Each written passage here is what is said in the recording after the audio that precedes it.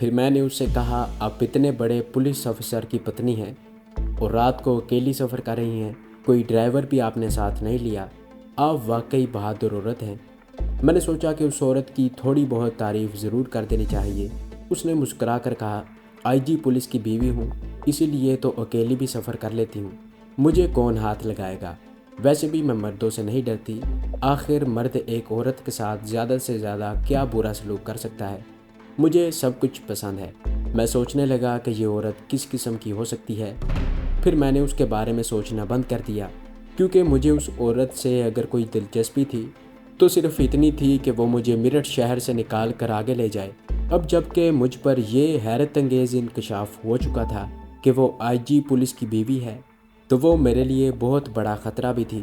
میں تو ایک طرح سے اپنے آپ پولیس کے گھیرے میں آ گیا تھا۔ ظاہر ہے یہ لدھیانے جا رہی ہے، رستے میں ہو سکتا ہے مزید پولیس کے آدمی اس کا خیر مقدم کرنے کے لیے آ جائیں۔ وہ مجھے دیکھیں تو وہ مجھے ضرور پوچھیں گے کہ یہ کون ہے۔ اس طرح اس بات کا پورا امکان تھا کہ میرا راز فاش ہو جائے اور میں پکڑا جاؤں۔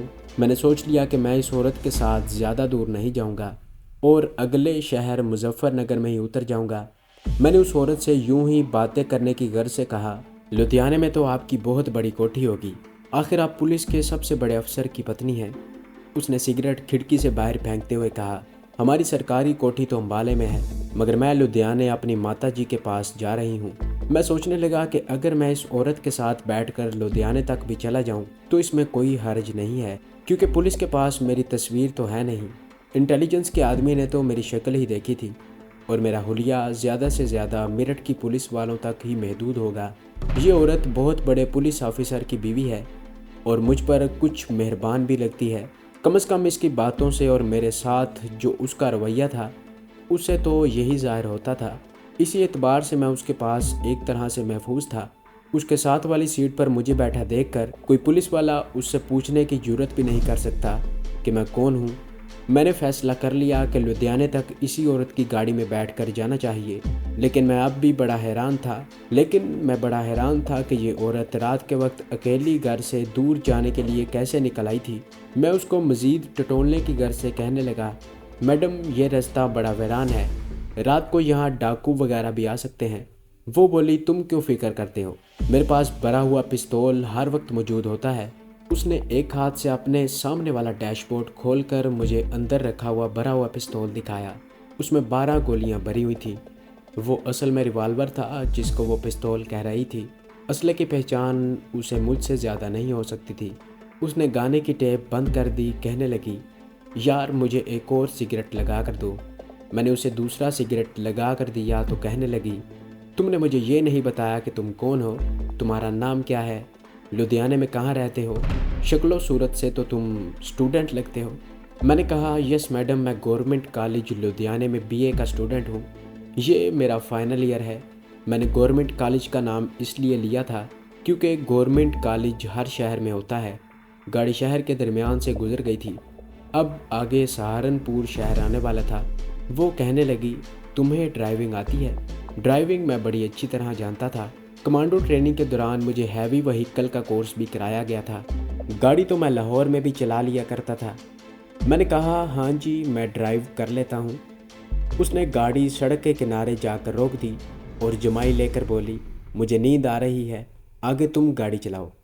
میں سوچ میں پڑ گیا کہ اگر آگے پولیس کے کسی سپاہی نے روک لیا تو میرے پاس کوئی ثبوت نہیں ہے کہ یہ میری گاڑی ہے۔ اس مسئلے کو اس عورت نے خود ہی حل کر دیا۔ اس نے پرس میں سے IG پولیس کا کارڈ نکال کر مجھے دیا اور کہا، اگر رستے میں کوئی پولیس والا روکے تو اسے یہ کارڈ دکھا دینا، وہ بھاگ جائے گا۔ اب میری تسلی ہو گئی، میں گاڑی ڈرائیو کرنے لگا۔ میں اس بات پر بڑا حیران ہو رہا تھا کہ مشرقی پنجاب کے سب سے بڑے پولیس آفیسر کی بیوی یوں اکیلی گھر سے نکل پڑی ہے اور اس کے خاوند کو بھی پتہ نہیں ہے۔ اگر اسے معلوم ہوتا تو وہ آگے پولیس کو اطلاع کر دیتا کہ میری بیوی کی حفاظت کی جائے۔ وہ اپنی مرضی سے یا ناراض ہو کر میرٹھ سے لدھیانے جا رہی ہے۔ یہ عورت سکھ تھی اور اس نے مجھے اپنا نام ہرپال کور ڈھلو بتایا تھا۔ ڈھلو اس کے IG پولیس خاوند کی ذات تھی۔ اپنی شکل و شباہت اور باتوں سے مجھے وہ کچھ دوسری قسم کی عورت لگتی تھی، مگر مجھے اس کے کردار کے کسی بھی پہلو سے کوئی دلچسپی نہیں تھی۔ میں صرف یہ چاہتا تھا کہ کسی طرح میں اس علاقے سے نکل جاؤں اور پولیس کی دسترس سے باہر نکل جاؤں۔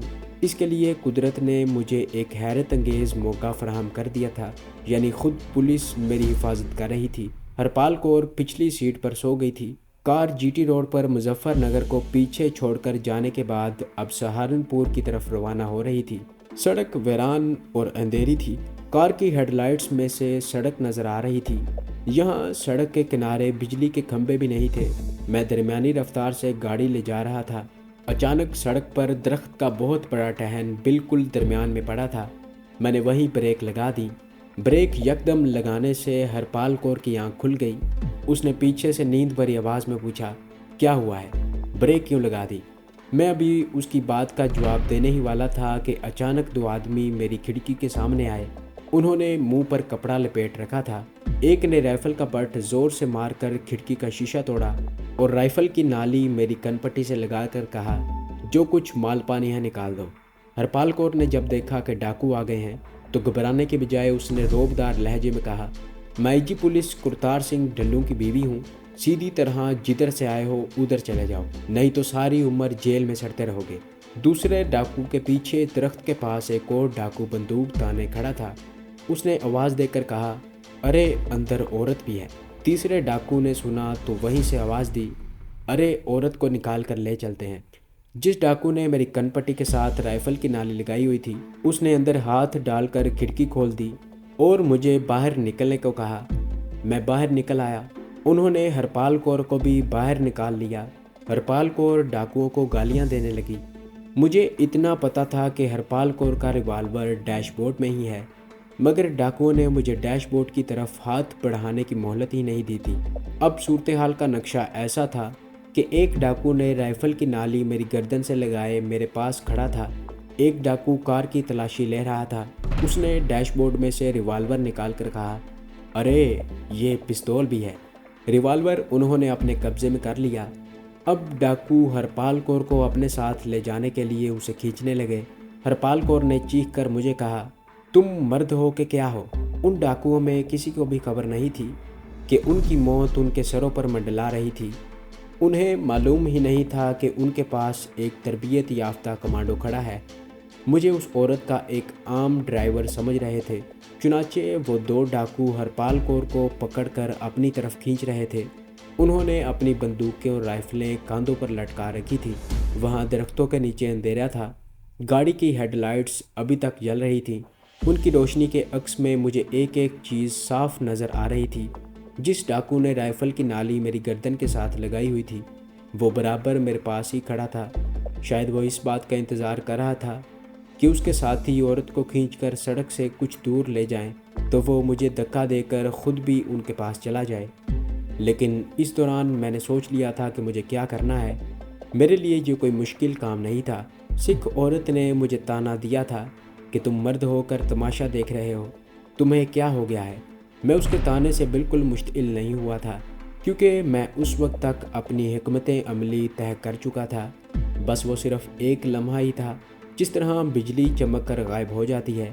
میں نے اپنے الٹے ہاتھ کو ایک خاص زاویے سے اپنے پہلو میں کھڑے ڈاکو کی رائفل کی نالی پر زور سے مارا۔ رائفل اس کے ہاتھ سے گر پڑی۔ اس کے ساتھ ہی میں نے ڈاکو کی ناف پر لات ماری۔ وہ ہائے کہہ کر جھکا تو میں نے اس کی گردن پکڑ لی اور اس کی گردن کو شکنجے میں لے کر ایک جھٹکا دیا۔ ایک تربیت یافتہ کمانڈو کا ایک جھٹکا ہی کافی ہوتا ہے۔ ایک تربیت یافتہ کمانڈو کا ایک جھٹکا ہی کافی ہوتا ہے۔ جھٹکا دینے سے پہلے میں نے اس کی گردن کا رخ دوسری طرف کر دیا تھا۔ ڈاکو کی گردن کا منکا ٹوٹ چکا تھا۔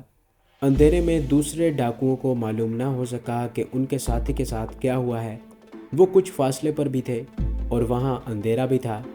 میں نے رائفل اٹھا لی۔ اس کام میں زیادہ سے زیادہ 3 سیکنڈ لگے ہوں گے۔ ڈاکو کی صرف ایک ہائے نکلی تھی۔ مجھے کچھ حیرت بھی ہوئی تھی کہ اس کے منہ سے ہائے کی آواز کیوں نکلی، کیونکہ کمانڈو ٹریننگ کے مطابق مجھے اس کی ناک کے نیچے ایک ایسے مقام پر لات سے ضرب لگانی چاہیے تھی کہ جہاں ضرب لگتے ہی آدمی کو اس قدر شدید تکلیف ہوتی ہے کہ اس کے منہ سے ہائے بھی نہیں نکلتی۔ لیکن ٹریننگ کے بعد یہ میرا پہلا اصلی آپریشن تھا، اس لیے تھوڑی سی غلطی ہو گئی تھی۔ درختوں میں مجھے دونوں ڈاکو اندھیرے میں بھی صاف نظر آ رہے تھے۔ کیونکہ اب میری آنکھیں کمانڈو کی عقابی آنکھیں بن چکی تھیں۔ دونوں ڈاکو سکھ عورت کو بازوؤں سے پکڑ کر کھینچ رہے تھے اور وہ زمین پر بیٹھی ہوئی شور مچا رہی تھی۔ میں نے رائفل کی نالی کا رخ ایک ڈاکو کی طرف کیا، اس کے سر کو ٹارگٹ کیا اور ٹریگر دبا دیا۔ ایک فائر ہوا، 303 کی رائفل سے فائر کا دھماکہ ہوا اور ساتھ ہی ڈاکو ایک چیخ مارتا ہوا پیچھے گر پڑا۔ میں اسی پوزیشن میں کھڑا تھا۔ میں نے سیفٹی کیچ کو آگے کیا اور دوسرے ڈاکو کے سینے کی شست لے کر ٹریگر دبا دیا۔ دوسرے فائر کا دھماکہ ہوا اور تیسرا ڈاکو بھی وہیں ہلاک ہو گیا۔ میں نے رائفل وہیں پھینک دی اور دوڑ کر سکھ عورت کو زمین پر سے اٹھایا۔ سکھ عورت پریشان ہو کر مجھے دیکھ رہی تھی۔ تم نے فائر کیے تھے؟ میرا پستول تمہیں مل گیا تھا؟ میں نے اسے اٹھاتے ہوئے کہا۔ جی ہاں میڈم، ریوالور میں نے ڈیش بورڈ سے نکال لیا تھا۔ موقع پاتے ہی میں نے ان پر فائر کر دیا۔ سکھ عورت میری تعریفیں کرنے لگی۔ جس ڈاکو کی لاش کار کے پیچھے پڑی تھی اور اس کی گردن کا منکا میں نے توڑ دیا تھا، سکھ عورت کا ریوالور اس کے پاس تھا۔ میں نے سکھ عورت کو گاڑی میں بٹھاتے ہوئے اس کی آنکھ بچا کر ریوالور ڈاکو کی لاش کے قریب سے اٹھا لیا۔ میں جلدی سے ڈرائیور سیٹ پر بیٹھ گیا۔ گاڑی کا انجن بند تھا، ہیڈ لائٹس روشن تھیں۔ میں نے لائٹس بجھا کر انجن سٹارٹ کیا، لائٹیں روشن کیں اور گاڑی کو فرسٹ گیئر میں ڈال کر تیزی سے نکال کر آگے لے گیا۔ سکھ عورت کے ابھی تک حواس درست نہیں ہوئے تھے۔ وہ میرے برابر والی سیٹ پر بیٹھی تھی اور پولیس کو برا بھلا کہہ رہی تھی۔ میں ساری پولیس کو ڈسمس کروا دوں گی۔ میں واحے گرو کی قسم کھاتی ہوں، میں کسی کو نہیں چھوڑوں گی۔ اگر تم بہادری نہ دکھاتے تو بھگوان جانے میرا کیا ہوتا۔ اس نے میرے ہاتھ پر اپنا ہاتھ رکھ دیا اور کہا، کندن جی میں تمہارا احسان نہیں بھولوں گی۔ میں نے کہا، میڈم یہ تو میرا فرض تھا۔ وہ دائیں بائیں سر مار رہی تھی۔ نہیں تم میرے جودھا ہو، میرا خاوند تو بوڑھا کھسٹ ہے، تمہاری جگہ وہ ہوتا تو کچھ بھی نہ کر سکتا۔ مجھے تمہارے جیسا خاوند چاہیے تھا۔ لدھیانہ آ لینے دو، میں ساری پولیس گارڈ کو لائن حاضر کروا دوں گی۔ اور وہ مشرقی پنجاب کی پولیس کو گالیاں دینے لگی۔ پھر وہ سگریٹ سلگا کر پینے لگی۔ اس کا ریوالور میں نے ڈیش بورڈ کے اندر رکھنے کی بجائے اس کے اوپر رکھ دیا تھا۔ اس نے ریوالور اٹھاتے ہوئے کہا، یہ بھی عین وقت پر میں نے اپنے پاس رکھ لیا تھا۔ اگر ساتھ نہ لاتی یا بھول جاتی تو بھگوان جانے میرا کیا حشر ہوتا۔ اس نے ریوالور کو الٹ پلٹ کر دیکھا اور حیران ہو کر بولی، کندن جی اس کا سیفٹی کیچ تو لاک ہے، تم نے فائر کیسے کیا؟ میں نے کہا، میں نے فائر کرنے کے بعد اسے لاک کر دیا تھا۔ اچھا ہوا کہ اس نے ریوالور کا میگزین چیمبر کھول کر نہیں دیکھا، اگر دیکھتی تو اس میں پوری کی پوری 12 گولیاں موجود تھیں، ایک بھی گولی فائر نہیں ہوئی تھی۔ میں خواہ اسے نہیں بتانا چاہتا تھا کہ میں نے ڈاکوؤں کی رائفل سے انہیں ہلاک کیا ہے اور ایک ڈاکو کی گردن توڑ کر اسے مارا ہے۔ سکھ عورت ہرپال کور نے ریوالور ڈیش بورڈ میں رکھ دیا، پھر میرے بازو پر ہاتھ رکھ کر پوچھا، تمہارے لیے سگریٹ لگاؤں؟ جی نہیں شکریہ، میں گاڑی چلا رہا ہوں۔ تو پھر میرے سگریٹ کا ایک کش لگا لو۔ اور اس نے اپنی انگلیاں میرے منہ کے قریب کر دیں۔ میں نے ایک ہلکا سا کش لگایا اور کہا، میڈم پلیز میں سگریٹ نہیں پینا چاہتا۔ کوئی بات نہیں کندن جی، سہارنپور کے بعد میں خود ڈرائیو کروں گی۔ اس کے بعد وہ پھر ڈاکوؤں اور پولیس کو گالیاں دینے لگی۔ گاڑی سہارنپور شہر میں داخل ہو گئی تھی۔ ابھی شہر کی پہلی سڑک میں آئے تھے، بلکہ شہر میں داخل ہوئے ہی تھے کہ سڑک کے کنارے کی روشنیوں میں مجھے سڑک کی دونوں جانب پولیس کی 4-5 گاڑیاں نظر آئیں۔ پولیس کی پوری گارڈ سڑک کے دونوں جانب اٹینشن کھڑی تھی۔ میں یہی سمجھا کہ میری مخبری ہو گئی ہے اور سہارنپور کی پولیس مجھے گرفتار کرنے کے لیے پوری نفری کے ساتھ آن پہنچی ہے۔ ایک سکھ تھانے دار کی وردی میں سڑک کے درمیان کھڑا ہاتھ کا اشارہ کر رہا تھا۔ اس دوران ہماری گاڑی سکھ تھانے دار کے قریب پہنچ کر رک گئی تھی۔ تو یہ تھی ہماری آج کی ایپیسوڈ۔ امید کرتا ہوں کہ آپ کو یہ کہانی اچھی لگی ہوگی۔ اسے لائک کریں، شیئر کریں اور کمنٹس میں اپنا اظہار خیال ضرور پیش کریں۔ اور اگر اس چینل کو سبسکرائب نہیں کیا تو اس چینل کو سبسکرائب کریں اور بیل آئیکن کو دبا کر آل نوٹیفیکیشن آن کر لیں تاکہ ہماری تمام آنے والی ویڈیوز اب تک بآسانی پہنچ سکیں۔ اگلی ویڈیو کے لیے کل حاضر ہوں گا۔ اللہ حافظ۔